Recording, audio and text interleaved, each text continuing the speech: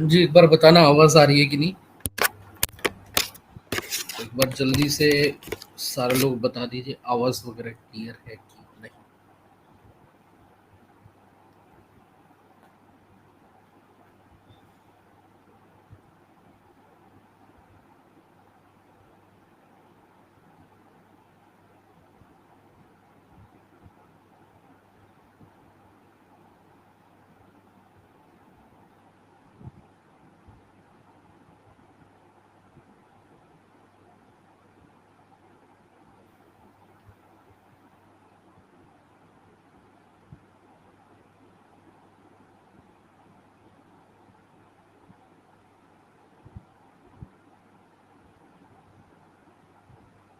आवाज़ आ रही है?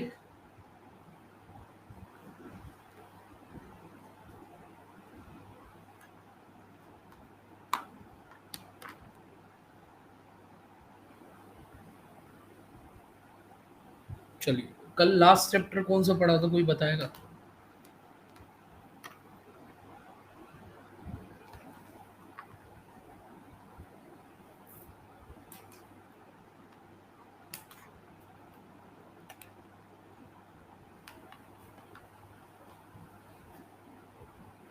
लास्ट चैप्टर कौन सा पढ़ा था कल?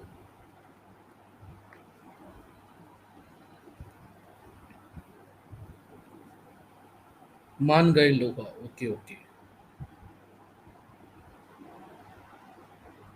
एक मिनट, मान गए लोहा पढ़ लिया था ना?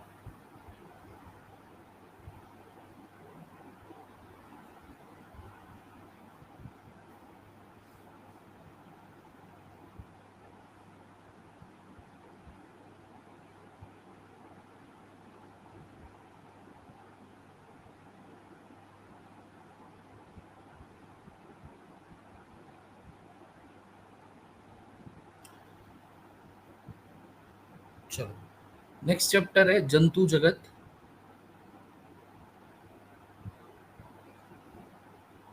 एवं उनका संरक्षण। संरक्षण, तो जंतु जगत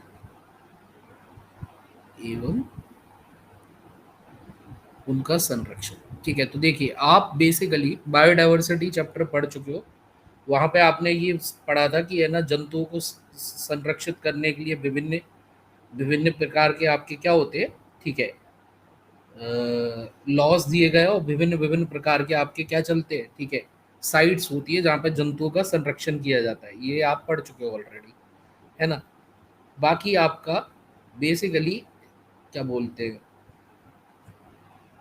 इस चैप्टर में एक चीज बताई गई है। एक तो वही खेजड़ली वाली कहानी, तो आप सभी को पता है खेजड़ली गांव की क्या कहानी थी, ठीक है। दैट इज 11 सितंबर 1730 में अमृता देवी बिश्नोई और इनकी तीन बेटियां और आपके 363 गांव वालों की हत्या हो गई थी पेड़ों को बचाते वक्त, ठीक है। तो आपका उसकी याद में, मतलब खेजड़ली आपका 11 सितंबर को हम क्या बनाते हैं, ठीक है, दैट इज शहीद दिवस। अब ये भगत सिंह वाला शहीद दिवस नहीं है, ये खेजड़ी के लोग, मतलब बिश्नोई समाज के लोग शहीद दिवस मनाते हैं आपकी अमृता बिश्नोई देवी की याद में। साथ ही साथ में इस चैप्टर में आपका एक चीज बताई गई है कि तेंदुआ, दैट इज लेपर्ड, और एक और आपकी गुलाबी सिर वाले बतख, गुलाबी सर वाली बतख, ठीक है, that is pink headed duck. ये आपके वेस्ट चंपारण में जंगलों की तरफ देखने को मिलते। तो ये चीज आपकी पश्चिमी चंपारण और बेगूसराय में, और बेगूसराय में देखने को मिलते हैं, ठीक है। बाकी आपको सारा चैप्टर पता है कि वन्य जीव संरक्षण अधिनियम कब आया था, बताना जरा। वन्य जीव संरक्षण अधिनियम कब आया था, जल्दी बताओ। और बेगूसराय। सराय।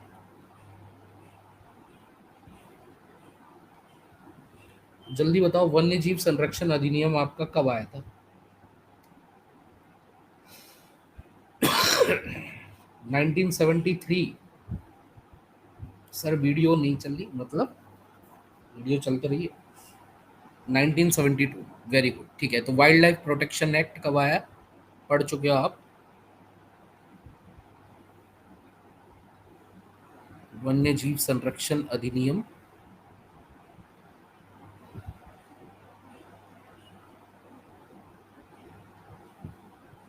तो ये 1972 आया। अगर ज्यादा गहराई में पूछा जाएगा तो ये पूछा जाएगा कि वाइल्ड लाइफ प्रोटेक्शन एक्ट में, सर नहीं दिख रहा कुछ भी, बेटा रिफ्रेश करो, रिफ्रेश करो। ठीक है। आपका ज्यादा गहराई में अगर पूछा जाएगा तो पूछा जाएगा इसमें कितने शेड्यूल, कितनी अनुसूचियां। तो आप बता देना, इस वन्य जीव संरक्षण में टोटल 6 अनुसूचियां, जिसके तहत में आपकी करी गई है क्या, स्पीशीज को डिवाइड किया गया है संरक्षण के लिए। क्लियर?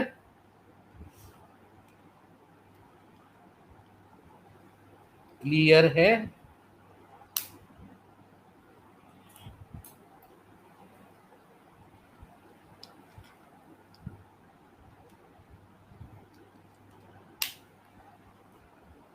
चलो, नेक्स्ट चैप्टर है आपका, कौन सा है चैप्टर का नाम? नेक्स्ट चैप्टर विल बी,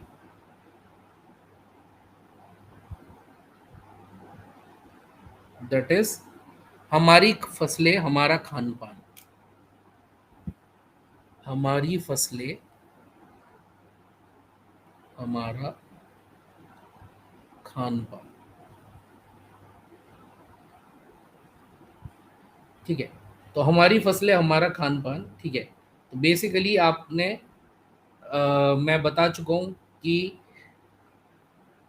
दो प्रकार की फसल होती है। एक होती है रबी फसल, एक होती है खरीफ फसल। खरीफ फसल को याद रखने की भी ट्रिक बता चुका हूँ, और रबी फसल को भी याद रखने की ट्रिक बता चुका हूँ, कौन से किस मौसम में बोई जाती है। ठीक है। वो आपको देखना है। साथ ही साथ आपको इस चैप्टर के अंदर एक चीज याद रखनी पड़ेगी, अब ये आपको करना ही पड़ेगा, इसमें मैं कुछ नहीं कर सकता। वो क्या है मैं दिखा देता हूँ, 1 मिनट देना जरा मेरे को।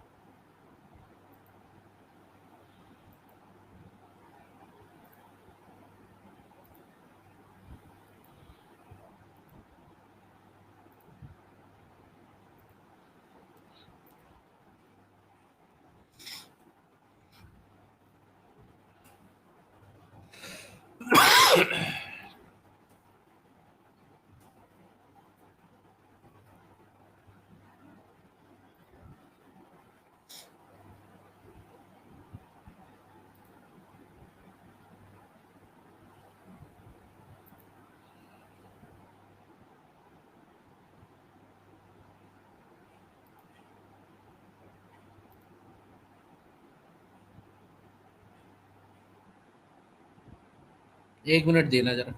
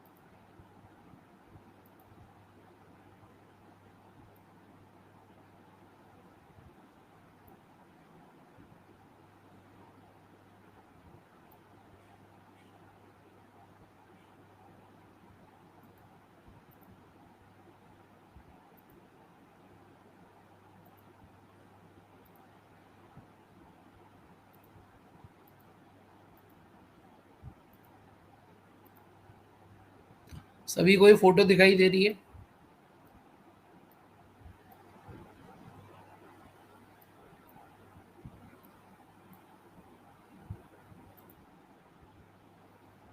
सभी को फोटो दिखाई दे रही है?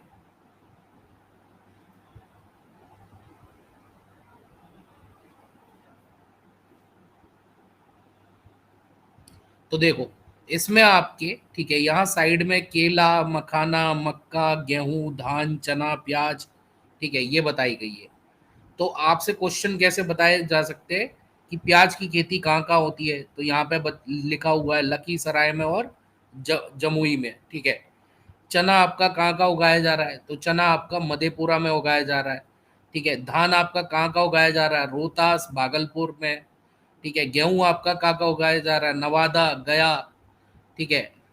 देन मखाना आपका कहाँ कहाँ उगाया जा रहा है? मधुबनी, दरभंगा। केला आपका कहाँ कहाँ उगाया जा रहा है? वैशाली में। तो ऐसे आपके क्वेश्चन बनाए जा सकते हैं। बड़ा करिए सर, और कितना बड़ा कर दूं भाई? ये ले। क्लियर है?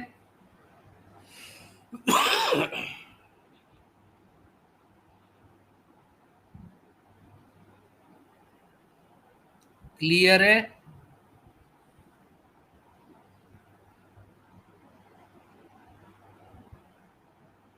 तो ऐसे प्रकार के आपके क्वेश्चन इस चैप्टर से बनाए जा सकते हैं।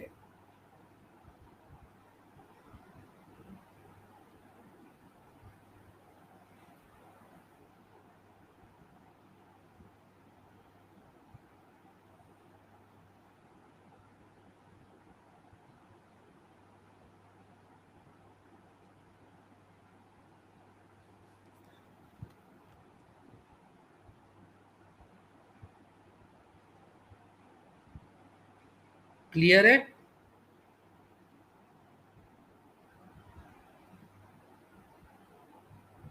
अब इस चैप्टर में आपका एक चीज और बताई गई है, ठीक है, कि अलग अलग जगह पे अलग अलग भोज्य पदार्थ खाना पसंद करते हैं, ठीक है। तो एक ने बोला कि हम खाकरा और दाल खाते हैं, तो खाकरा और दाल। एक ने बोला कि हमें इडली डोसा खाना पसंद है, इडली डोसा। एक ने बोला हमने पाव भाजी खाना पसंद है। एक ने बोला कि मुझे लिट्टी चोखा बहुत पसंद है। एक ने बोला कि भाई मुझे माछ भात बहुत अच्छा लगता है, माछ भात। और एक ने बोला कि भाई दाल बाटी बहुत बढ़िया लगती है। तो कौन कौन से राज्य के लोग हैं ये?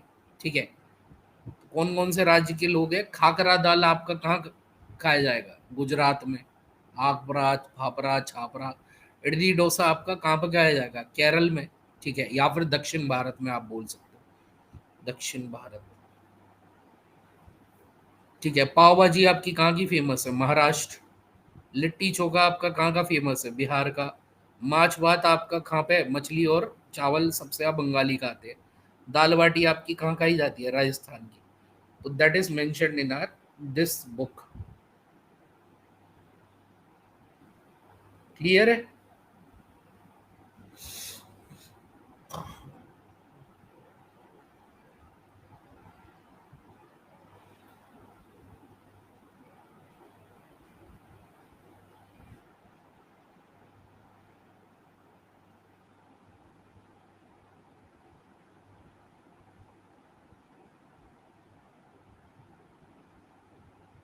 चलिए, नेक्स्ट थिंग है रॉस की जंग, जो आप पढ़ चुके हो कल ही, ठीक है।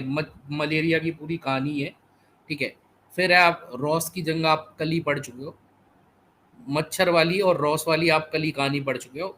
फिर नेक्स्ट चैप्टर है आपका, ठीक है, मैंने नक्शा बनाया। मैंने नक्शा बनाया, इस चैप्टर में एक लड़का है, उसने अपने आसपास का नक्शा बनाया। और नक्शे से आपके क्या क्वेश्चन आएंगे कि भाई अगर आप इस दिशा में जा रहे हो, ठीक है, कोई सीधा रास्ता नहीं है, फिर इतना चले उतना चले, तो आपकी इसके सापेक्ष में क्या होगा, उसके सापेक्ष में क्या होगा, ये भी आप कर लोगे। सीटेट में आपने बहुत सारे क्वेश्चन ऐसे किए हुए प्रैक्टिस।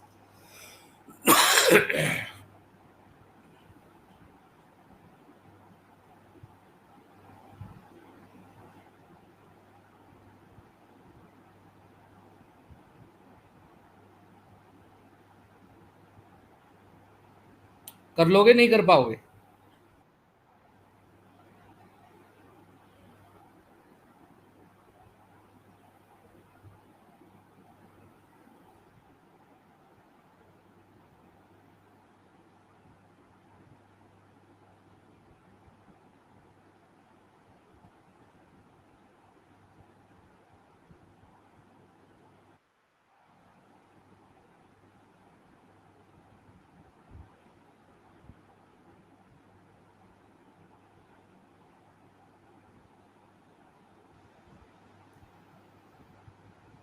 चलो, नेक्स्ट चैप्टर है आपका जितना खाओ उतना पकाओ। जितना खाओ उतना पकाओ। तो ये बताया गया है कि भाई ज्यादा अगर आप पकाओगे तो खाना खराब हो जाएगा। ठीक है। तो आपका जो फूड होता है, जो भोज्य पदार्थ होते हैं, वो आपके बेसिकली तीन कैटेगरी के होते हैं।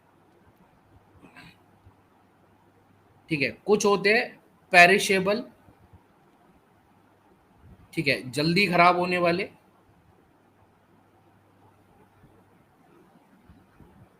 कुछ होते हैं नॉन पेरिशेबल,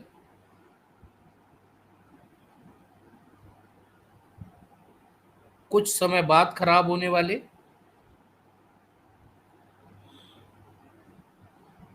और कुछ होते हैं no, oh sorry, not non, semi perishable. कुछ होते हैं नॉन पेरिशेबल, ना खराब होने वाले।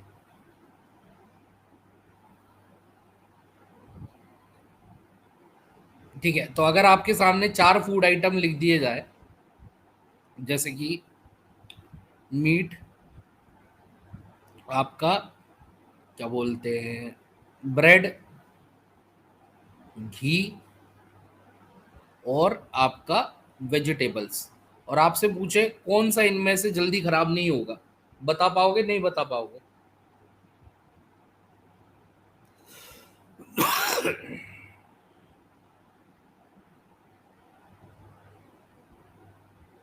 तो वेरी गुड, घी आपका जल्दी खराब नहीं होगा। ठीक है। फिर आप खाने को संरक्षित करने के लिए, ठीक है, प्रिजर्वेशन करने के लिए, संरक्षण करने के लिए, संरक्षण कईयों सारी चीज यूज करते हो आप। क्या हीट यूज करते हो, गर्मी यूज करते हो, ठीक है, आप कूलिंग यूज करते हो, बट कूलिंग से क्या होता है, ठंड यूज करते हो। याद रखना, इससे जो माइक्रो ऑर्गेनिज्म है, सूक्ष्म जीव जो है, वो आपके क्या हो जाते हैं, निष्क्रिय हो जाते हैं, इनएक्टिव हो जाते हैं, मरते नहीं है। हीट से मर सकते हैं बट कूलिंग से आपके मर नहीं सकते। तो सूक्ष्म जीव निष्क्रिय है। ठीक है। नंबर थर्ड आपका, आप क्या करते हो, सॉल्ट ऐड कर सकते हो, लवण ऐड कर सकते हो। आप क्या ऐड कर सकते हो, ऑयल ऐड कर सकते हो, तेल ऐड कर सकते हो। आप क्या कर सकते हो, आप उसे, ठीक है, अंदर, ठीक है, सॉल्ट कैसी कैसी सॉल्ट डाल सकते हो आप। एक तो सोडियम बेंजोएट, एक sodium metabisulphide, bisulphide, sodium benzoate और सोडियम मेटाबाइसल्फाइड।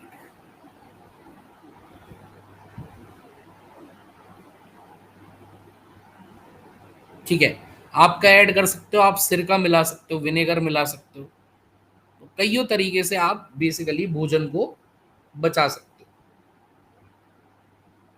इससे पहले और क्लास हुए? हाँ जी, रोज क्लास हुए। तुम्हारे में कोई टेक्निकल ग्लिच आ गया था, इसलिए क्लास नहीं आ रही थी तुम्हारे।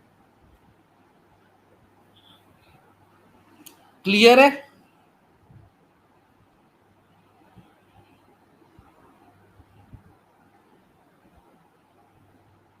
ठीक है। फिर आपके कुछ फूड आइटम है, ठीक है, जैसे कि दूध। दूध को हम कैसे प्रिजर्व करते हैं, दूध को हम पाश्चराइजेशन से, पाश्चरीकरण से। अब देखो, पाश्चरीकरण अलग अलग तरीके से किया जाता है। अगर आप 30 मिनट वाला पाश्चराइजेशन कर रहे हो, ठीक है, तो याद रखना दूध को गर्म करने का टेम्परेचर 62 से लेके 69 के बीच में होगा। ठीक है। और अगर आप 15 सेकंड वाला पाश्चरीकरण विधि यूज कर रहे हो तो दूध को गर्म करने के जो टेम्परेचर होगा वो 71 से 74 डिग्री सेल्सियस के बीच में होगा। सब रिकॉर्डेड मिल जाएगी, वो पहली हुई क्लास, हाँ जी रिकॉर्डेड मिल जाएगी। शुगर भी कर सकते हो, हाँ बिल्कुल कर सकते हो, शुगर भी ऐड कर सकते हो। क्लियर है? तो अगर आप दूध को पाश्चरीकरण कर रहे हैं, पाश्चरीकरण में पहले क्या करते, पहले हम हीट देते, गर्मी देते, उसके बाद आप ठंडा करते। तो आप सब भी दूध को पहले गर्म करते हो, उसके बाद ठंडा करते हो। तो अगर आप 30 मिनट वाला पाश्चरीकरण यूज कर रहे हो तो 62 से 69 के बीच में आपका टेम्परेचर ताप रखा जाएगा। अगर आप 15 सेकंड वाला पाश्चरीकरण कर रहे हो तो 71 से 74 के बीच में आपका ताप रखा जाएगा। लास्ट क्लास है क्या? हाँ जी, टॉपिक ही खत्म हो गए सारे। क्लियर है? ये क्लियर है?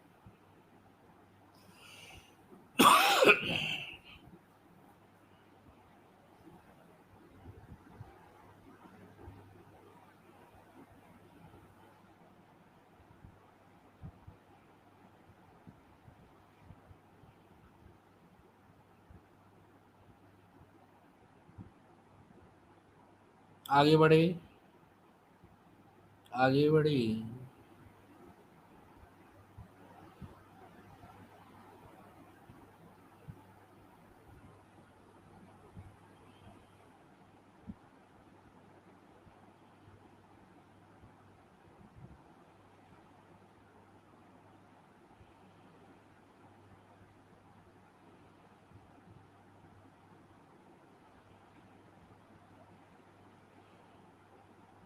चलो, नेक्स्ट थिंग है सिंचाई के साधन।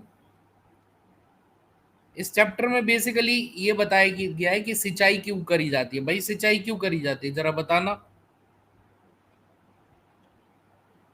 जल्दी बताओ, सिंचाई क्यों करी जाती है? सिंचाई क्यों करते हैं? वृद्धि के लिए, और कुछ?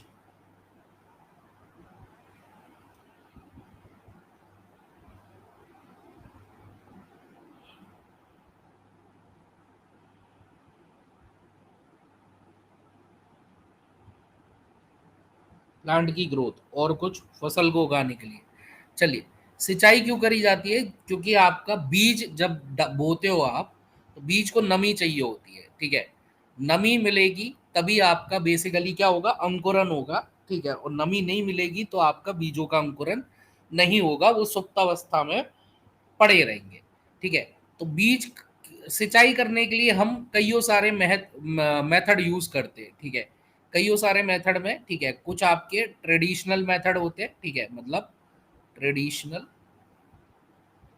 प्राचीन, और कुछ आपके, ठीक है, न्यू मेथड होते हैं, नए, नवीन। तो यही आपका बताया गया है कि कौन कौन से आपके मेथड होते हैं। ट्रेडिशनल, ठीक है, आपको एक चीज मैं बता चुका हूँ कि सबसे बेस्ट कौन सा मेथड होता है, ड्रिप सिस्टम। तो 1 मिनट रुकना, जरा फोटो दिखा दूं, वरना तुम कहोगे ये क्या होता है, वो क्या होता है।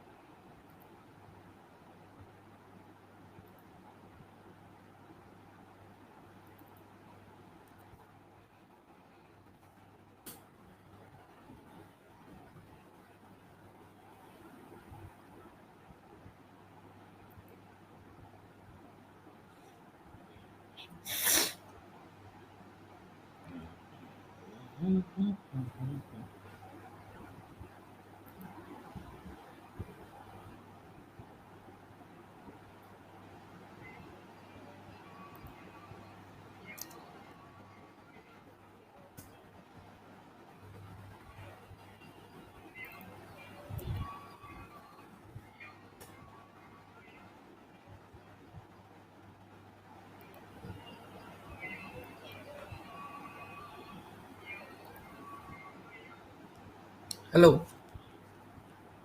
हाँ जी। जी। हाँ, 6 बजे तक आ जाइएगा। 6 बजे तक आ जाइएगा। अभी भैया मैं क्लास में हूँ थोड़ा सा। जी।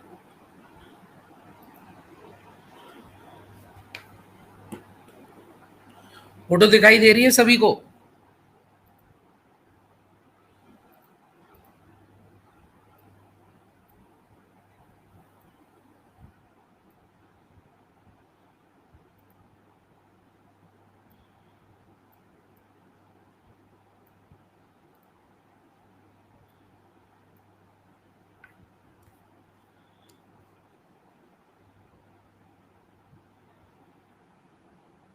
चलो तो देखो, पुराने सिस्टम में होती थी डेगली, चेन पंप, मोट पुली, राहत।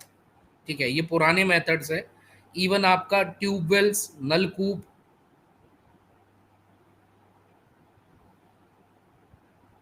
कैनाल्स, ठीक है, नहर, ये सब पुराने सिस्टम है।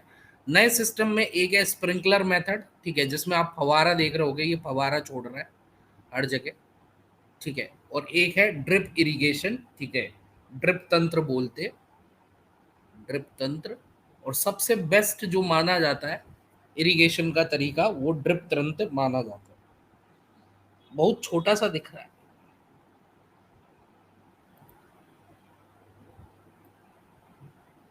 अब दिखा?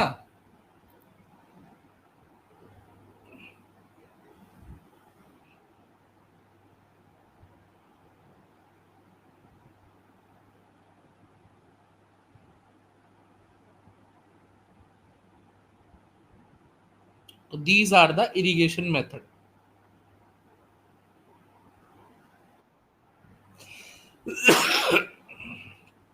चलिए, नेक्स्ट थिंग है ऐतिहासिक इमारत, स्मारक। ऐतिहासिक, ये चैप्टर थोड़ा सा इंपॉर्टेंट है क्योंकि ये थोड़ा सा डिटेल में बताया गया। ऐतिहासिक स्मारक, हिस्टोरिकल मॉन्यूमेंट।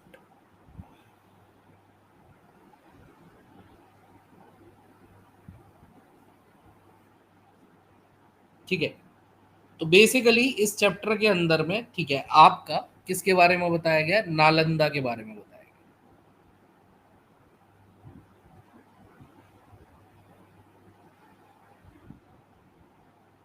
ठीक है, तो बताया कि हम लोग जिसे नालंदा खंडर कहते हैं, जो प्राचीन में आपका, ठीक है, पहला फर्स्ट रेजिडेंशियल आवासीय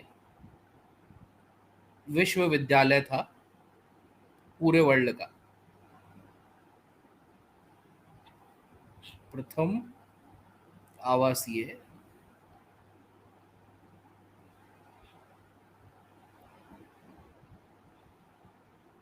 विश्वविद्यालय था आपका पूरे वर्ल्ड का। ठीक है, और गुप्त सम्राट, गुप्त सम्राट मतलब गुप्तास के पीरियड में, ठीक है, जिनका नाम क्या था? कुमार गुप्त।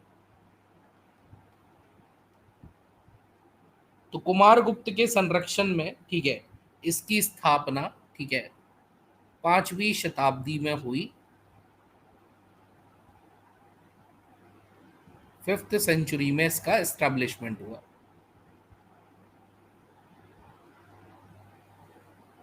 5th century, in the reign of Kumara Gupta period. इतना क्लियर है?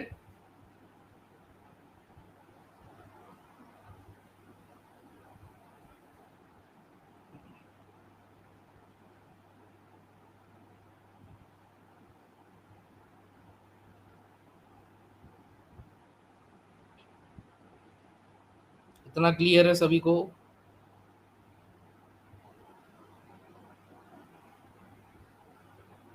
ठीक है।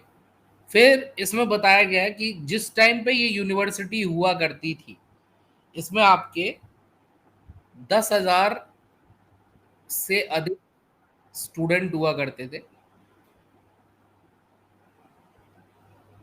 और लगभग नियर अबाउट 2,000 के करीब शिक्षक हुआ करते थे। ठीक है। और आपके बेसिकली दुनिया के कोने कोने से, कौन कौन सी कंट्रीज से, कौन कौन से देशों से, आपकी एससीईआरटी में लिखा हुआ है। कोरिया,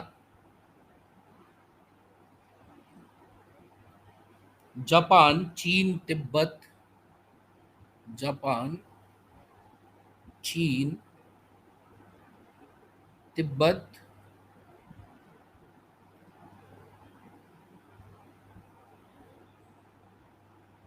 ठीक है, इंडोनेशिया,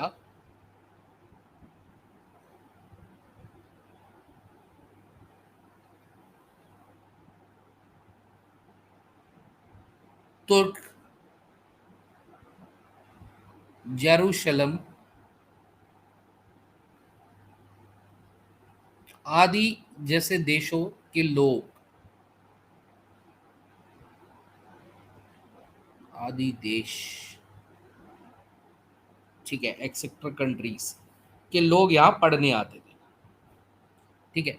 फिर बताया गया 8वीं से 12वीं शताब्दी में, 8वीं से 12वीं शताब्दी में, ठीक है, इसका उत्कर्ष काल था। उत्कर्ष काल मतलब गोल्डन पीरियड बोल सकते हो। गोल्डन पीरियड, स्वर्णिम काल था, उत्कर्ष काल था, बेस्ट पीरियड था। ठीक है। फिर यह भी बताया गया कि चीन के यात्री जो थे, चीनी ट्रैवलर, चाइना ट्रैवलर, चीनी यात्री,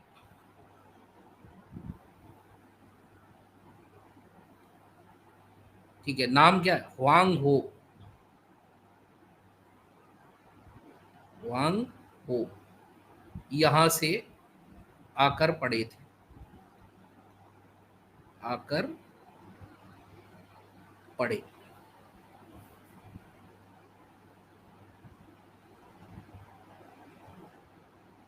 ठीक है। और 12वीं शताब्दी के अंत में इसका क्या हो गया, ठीक है, ज्ञान केंद्र का अंत हो गया।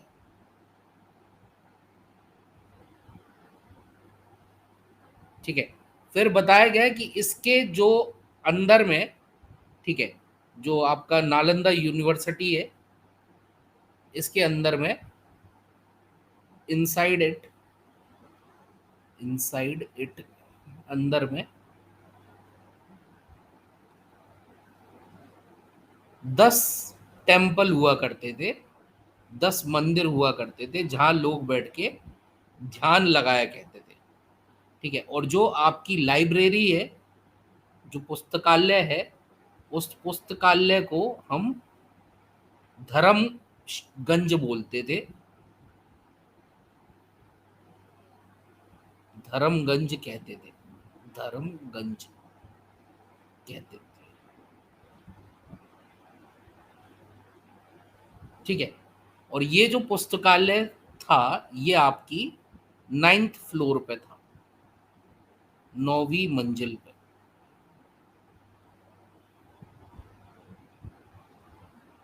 ठीक है। तो आपका 9th फ्लोर पे आपका पुस्तकालय था, इतना क्लियर है?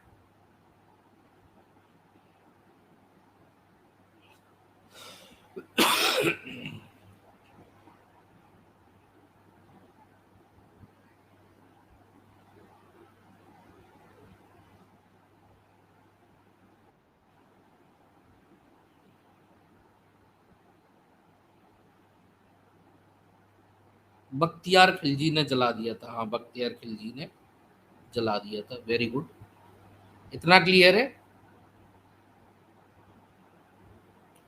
अरे हुआंग हो नहीं है, सॉरी सॉरी सॉरी, मेरे को हुआंगो याद आ गया।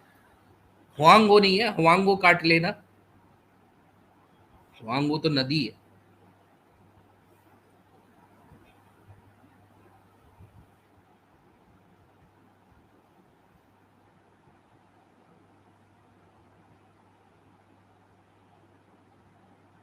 ठीक है, हुएन सांग था।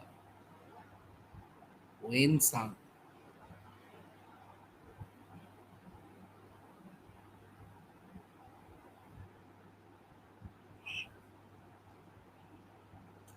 क्लियर है? चलो, फिर इसमें बताया था कि इसमें बताया गया इस चैप्टर में कि यहाँ पे 3 लाइब्रेरी थी, यहाँ पे 3 पुस्तकालय थे। ठीक है, एक का नाम था रतन दधी, रत्न दधी, रत्न दधी। एक का नाम था रत्न रंजक, और एक का नाम था आपका रत्न सागर।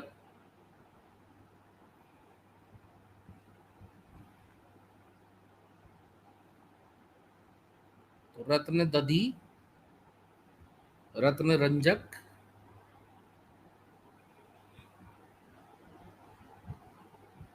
और रत्न सागर,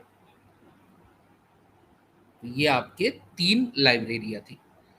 फिर चैप्टर में बताया गया था कि इसके एंट्रेंस जो थी, इसका जो मुख्य द्वार था, वहां पे आपके 4 पंडित खड़े रहते थे। ठीक है, 4 द्वार पंडित खड़े रहते थे, 4 द्वार पंडित। और ये द्वार पंडित जो भी लोग आते थे यहाँ पे, ठीक है, उनका टेस्ट दिया करते थे, ताकि आपका एंट्रेंस, मतलब एंट्रेंस टेस्ट होता था ये, गेट पे ही हो जाता था, तो वो आपका टेस्ट लिया करते। फिर बताया गया है कि हम लोगों को खुश होना चाहिए कि इस विश्वविद्यालय को नए सिरे से पुनर्जीवित करने का प्रयास किया गया। ठीक है, और यह कार्य पूर्व राष्ट्रपति, ठीक है, इसका रिनोवेशन किसके अंडर में हुआ? डॉक्टर एपीजे कलाम के मार्गदर्शन में आरंभ हुआ। ठीक है, और आपका एक नोबल लॉरिएट, नोबल पुरस्कार से सम्मानित डॉक्टर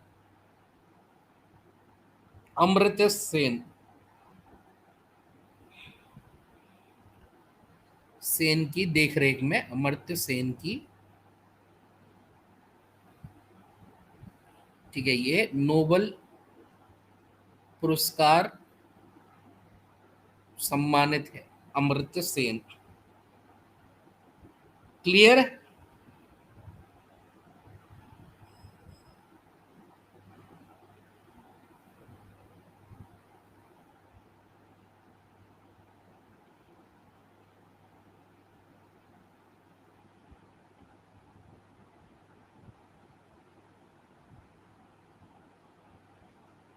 फिर इस चैप्टर के अंदर में, जल्दी बताओ कितना क्लियर है?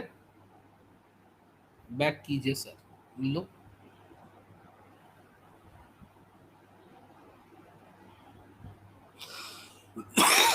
फिर इस चैप्टर के अंदर में आपका बिहार के कुछ स्मारकों की जगह बताई गई।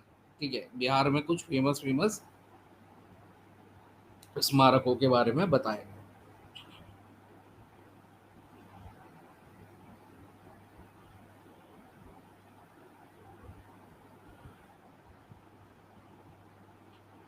ठीक है, बिहार के स्मारक,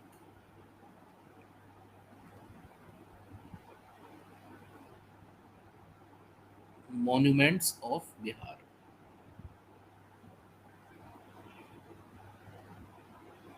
ठीक है, तो बिहार के स्मारक, ठीक है, इसमें आपका बताया गया है कि मगध की राजधानी गिरिव्रज, मगध की राजधानी गिरिव्रज, जिसको हम राजगीर हो, राजगीर के नाम से भी जानते हो, या पाटलिपुत्र, या पाटलिपुत्र, जो कि आज के टाइम पे आपका पटना बुलाया जाता है। तो यहाँ पे कई स्मारक है, ठीक है। नालंदा में आपका नालंदा यूनिवर्सिटी ही है, नालंदा विश्वविद्यालय,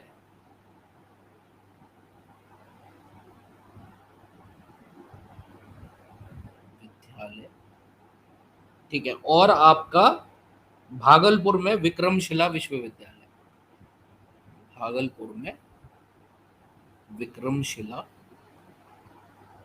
विश्वविद्यालय, ठीक है। बोध गया महात्मा बुद्ध के लिए फेमस है, ठीक है। तो वैशाली महावीर जी की जन्मस्थली,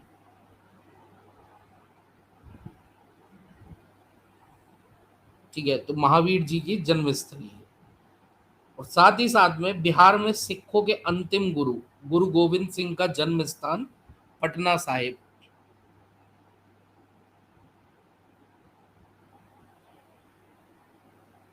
पटना साहिब,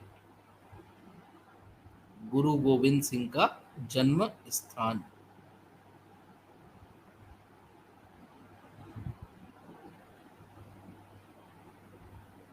और सिखों के अंतिम गुरु का भी जन्म स्थान, ठीक है। फिर प्राचीन काल में सम्राट अशोक का राज्य भी यहीं था,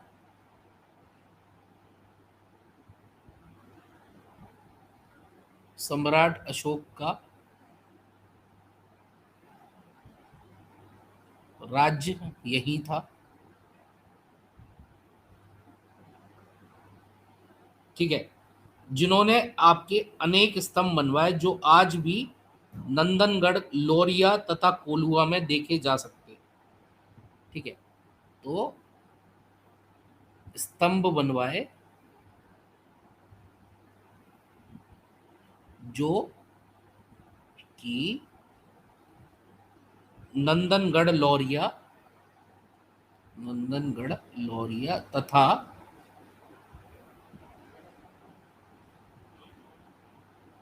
कोलुआ में देखे जा सकते हैं,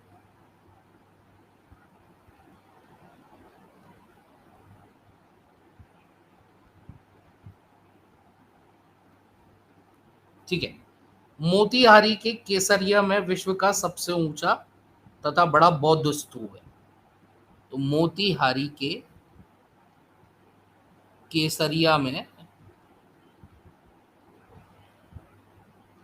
विश्व का सबसे बड़ा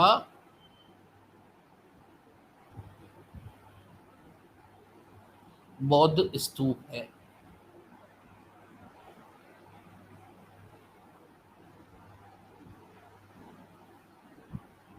ठीक है।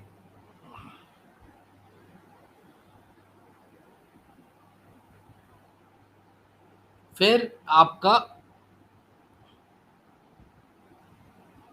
इस चैप्टर में बताया गया औरंगाबाद में देव सूर्य मंदिर है, औरंगाबाद में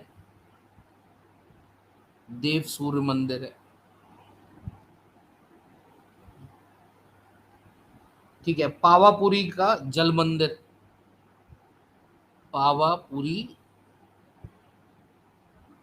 जल मंदिर, ठीक है। फिर आपको बेसिकली एक होमवर्क दिया है, ठीक है। वो आपका ये पूछा गया है कि जल मंदिर कहाँ है, महाबोधि मंदिर कहाँ है, देव सूर्य मंदिर कहाँ है, नालंदा कहाँ है, विक्रमशिला विश्वविद्यालय कहाँ है, ये होमवर्क के तौर पे दिया गया है, ठीक है।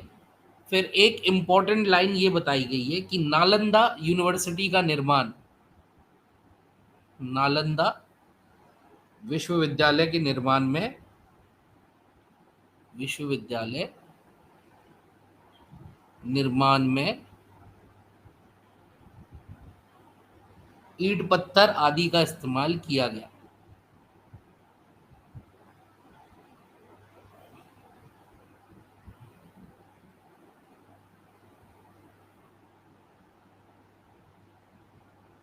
ठीक है, तो ईंट पत्थर आदि का इस्तेमाल किया गया। तो उस समय सीमेंट की जगह, तो सीमेंट की जगह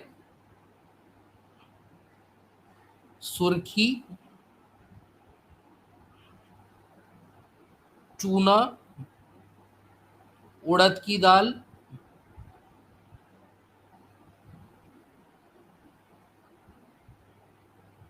छोवा तथा गोंद यूज करते थे।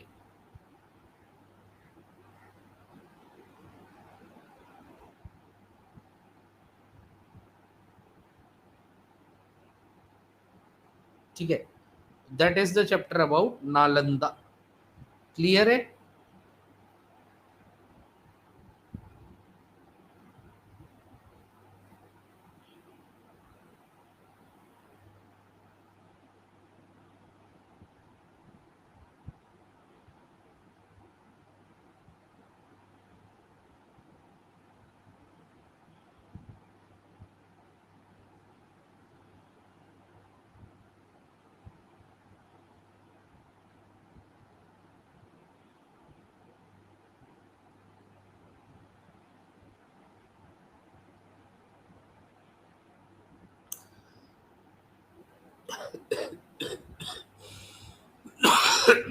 क्लियर है सभी को? चलो, अगला चैप्टर है मेरा बगीचा। अब मेरा बगीचा में बेसिकली विभिन्न विभिन्न प्रकार के क्या मिल रहे हैं, पत्तियां, फूल मिल रहे हैं जो उसने कलेक्ट किए हुए। तो इससे आपका क्वेश्चन नहीं बनेगा। ठीक है, इसके बाद वाला चैप्टर है खेल। भाई खेल क्यों जरूरी होता है, क्या कितने प्रकार के खेल होते हैं, एक बाहर खेलने वाला होता है, एक अंदर खेलने वाला होता है। तो ये तो तुम भी बता दोगे,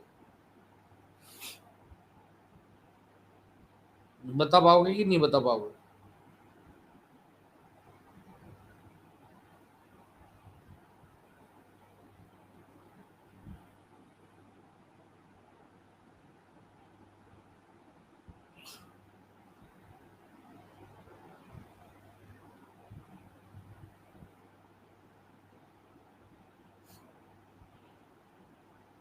चलो, नेक्स्ट थिंग इज, ठीक है, बीजों का बिखरना।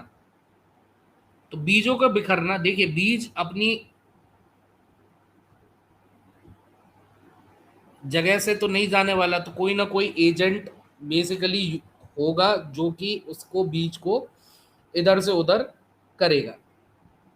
तो सबसे पहला बीज इसमें बताया गया है चटक कर बिखरने वाला बीज। चटक कर बिखरने वाला मतलब कुछ पौधे के बीज, ठीक है, सरसों की दाने की तरह होते हैं, छोटे छोटे होते हैं। तो जब इनकी फलियां सूख जाती है तो सूख के फटने लगती है।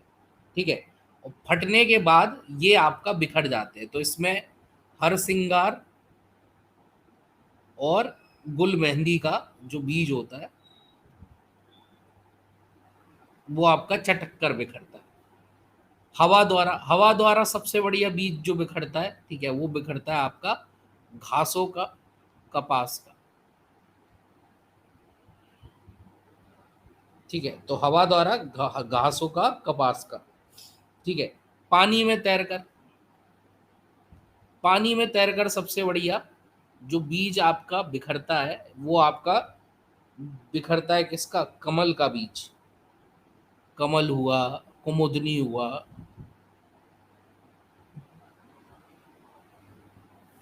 चौथा, ठीक है, दैट इज जानवरों की सवारी करके।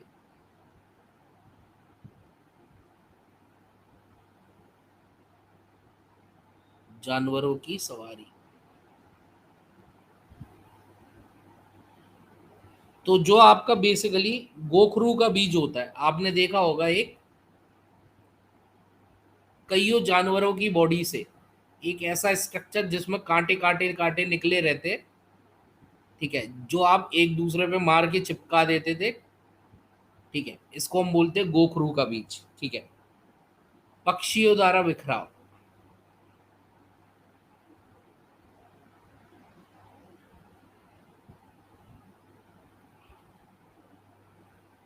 ठीक है, तो पीपल, बरगद, अमरूद, पीपल, बरगद, अमरूद, ये आपके किसके थ्रू बिखरते, ठीक है, पक्षियों के द्वारा बिखरते। क्लियर है?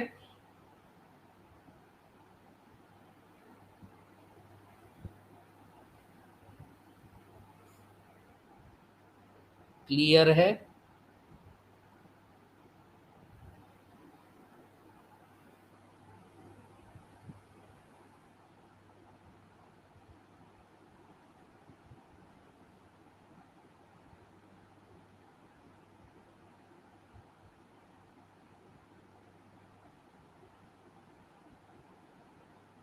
ठीक है।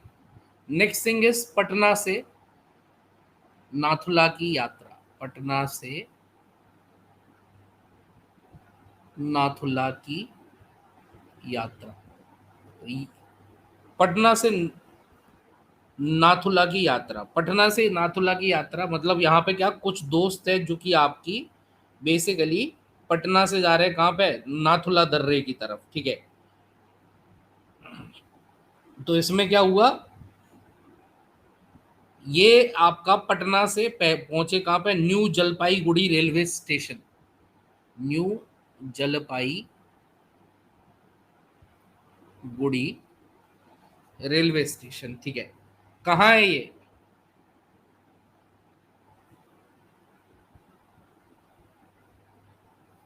ठीक है। तो न्यू जलपाईगुड़ी रेलवे स्टेशन कहाँ पे है, सिलीगुड़ी, पश्चिम बंगाल में। पश्चिम बंगाल में। यहाँ से ये आपके, ठीक है, आगे बढ़े, ठीक है, आगे बढ़े और इनको मिला क्या, दार्जिलिंग। और दार्जिलिंग आपके चाय के बागान के लिए फेमस है, ठीक है। तो हरी भरी घाटियाँ है।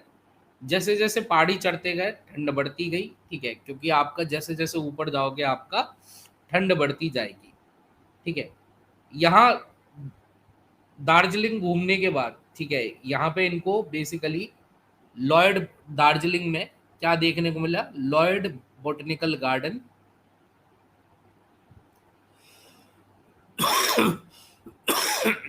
लॉयड वनस्पति उद्यान, ठीक है, natural history museum, natural history museum,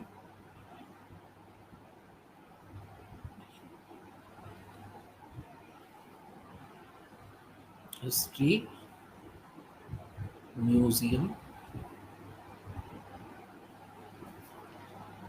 ठीक है। जूलॉजिकल पार्क, पशु पक्षी, कई प्रकार के पशु पक्षी देखने को मिले, ठीक है। यहाँ पे इन्हें जूलॉजिकल पार्क में, ठीक है, जूलॉजिकल पार्क में मतलब जू में, चिड़ियाघर में आपका याक देखने को मिला, ठीक है। और साथ ही साथ में चाय के बागान दिखे, ठीक है। फिर यहाँ पे इन्हें एक पर्वतारोही संस्थान देखने को मिला जिसका नाम था क्या, हिमालयन पर्वतारोहण संस्थान। अब आपने एनसीईआरटी में जो पढ़ा था वो उत्तरकाशी पर्वता नेहरू माउंटेनियर इंस्टीट्यूट था। ये हिमालय पर्वतारोहण संस्थान है, ये अलग है, हिमालयन पर्वतारोहण संस्थान। तो देखो इसमें एक तो वही क्वेश्चन बन जाएगा कि एक पर्वतारोही टीम के लीडर की क्या क्या विशेष भूमिका होनी चाहिए, ठीक है। तो यहाँ पर्वतारोहण संस्थान में बेसिकली, ठीक है, आपका किसकी वो लगी हुई थी, मूर्ति लगी हुई थी, ठीक है, एक स्टैचू लगा हुआ था। इस स्टैचू का नाम है, मूर्ति किसकी मूर्ति लगी है यहाँ पे, इसका नाम है तेंजिंग नोरगे, ठीक है, तेंजिंग नोरगे।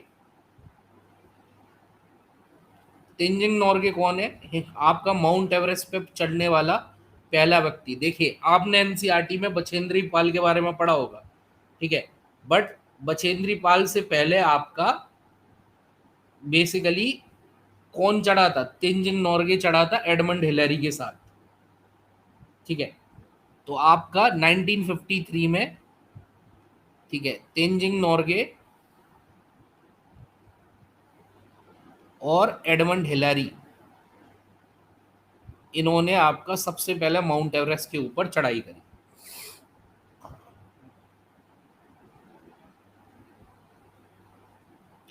ठीक है।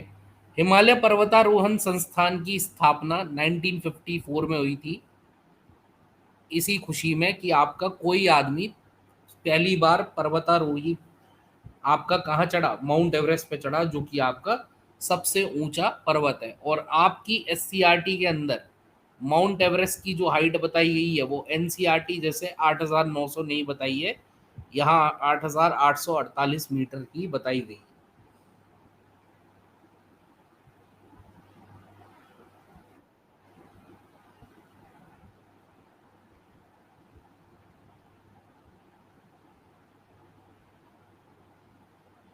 क्लियर है? ठीक है। फिर एक टर्म याद रखना, सिरदार। सिरदार आपका क्या होता है, ऐसे गाइड जो कि जिनको अलग ही दर्जा मिला, मतलब अपने आप में एक ओहदा है। ठीक है, जैसे रैंक होती है ना, वैसे आपके कुली गाइड्स को यहाँ पे सिरदार बोला जाता है। और सिरदार आपके तेंजिंग नोरगे भी सिरदार थे। तेंजिंग नोरगे ये भी आपके क्या थे, सिरदार थे। ठीक है, क्लियर है?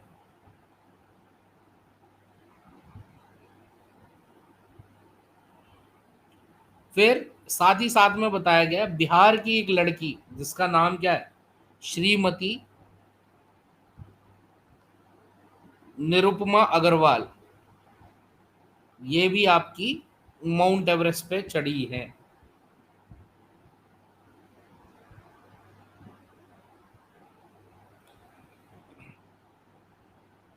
फिर दार्जिलिंग से आपका जब पूरा हो गया यहाँ पे, दार्जिलिंग से ये निकले गंगटोक।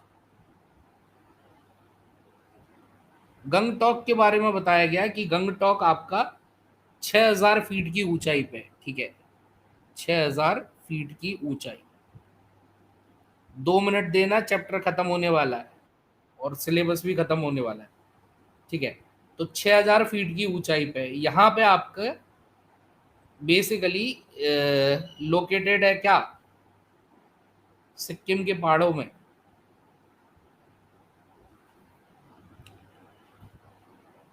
ठीक है, एक नदी लोकेटेड है, तीस्ता नदी। ये सिक्किम की मेन रिवर, मुख्य नदी बोली जाती है, सिक्किम की मुख्य नदी। साथ ही साथ में यहाँ पे कुछ ट्राइब देखने को मिलती है। ये ट्राइब कौन कौन सी ट्राइब है? ठीक है, ये ट्राइब है आपकी, दैट इज क्या बोलते हैं, लेपचा, लेपचा, नेपाली और भूटिया। लेपचा, नेपाली और भूटिया।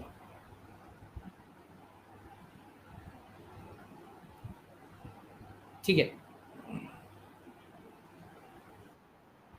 फिर गंगटोक से 52 किलोमीटर दूर, ठीक है, एट 14,500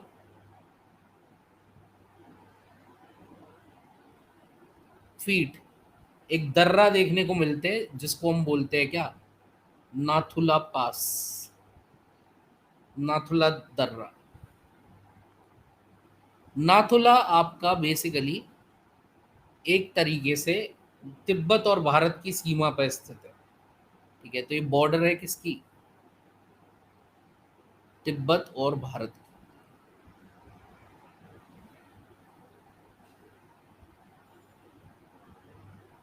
ठीक है, यहाँ पे इनको कई सारे वो देखने को मिले, सैनिक वैनिक देखने को मिले।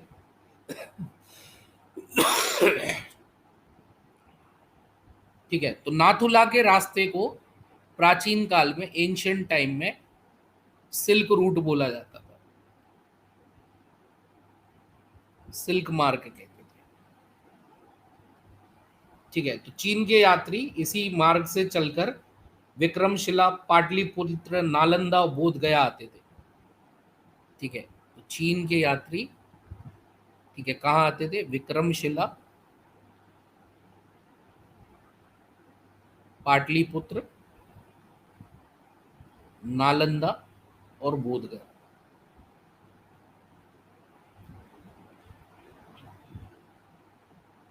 ठीक है, साथ ही साथ यहाँ पे आपकी है भारत की तीसरी सबसे ऊंची चोटी। कहने को तो पहली ही है, बट हम मानते हैं, ओ सॉरी, भारत की दूसरी सबसे ऊंची चोटी। कहने को तो पहली ही है, क्योंकि जो है ऑलरेडी वो आपका अब पाकिस्तान ऑक्यूपाइड कश्मीर में, इसलिए ये भारत की पहली चोटी है वर्ल्ड लेवल पर। बट भारत अभी भी ये मानता है कि K2 जो है, गॉडविन ऑस्टिन, वो हमारा हिस्सा है, तो दूसरा मानता है इसे कंचनजंगा। तो ये था आपका चैप्टर और ये था आपका सिलेबस। क्लियर है?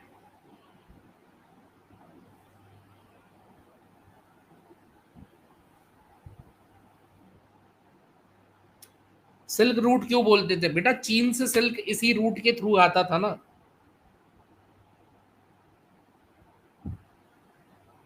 चलो, till then have a nice day, bye bye, good day, take care, thank you.